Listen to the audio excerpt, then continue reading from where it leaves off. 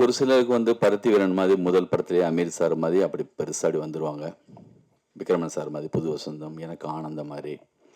இப்போ மைனா பட டைரக்டருக்கு வந்து பார்த்தா ஒரு 5-6 படம் தேவைப்படுது.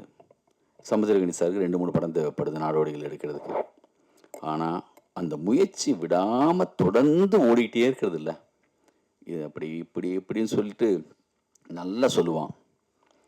எனக்கு என்னென்னா முதல்ல அசிஸ்டன்ட் இருந்தப்பெல்லாம் நான் நல்ல கதை சொல்லும்போது என்ன பயமுறுத்துவான். நல்ல கதை சொல்கிறவங்களாம் எடுக்க மாட்டாங்க அப்படிமா. எனக்கு பதட்டமாக இருக்கும்.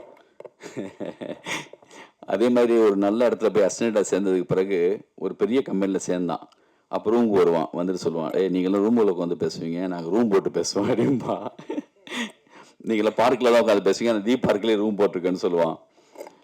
பயங்கர கமெண்ட் அடிச்சுட்டு நட்புல அன்பா.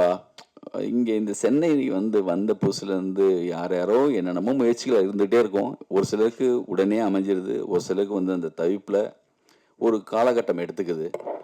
அவனுக்கு நடக்க வேண்டிய எனக்கு ஆனந்தத்தில் நிகழ்ந்தது, நாடோடிகளில் சமுத்திரகனி சாருக்கு நடந்தது, பருத்தி வீரனில் அமீர் சாருக்கு நிகழ்ந்தது வந்து அவனுக்கு இந்த படத்தில் நிகழ்ந்துருச்சு.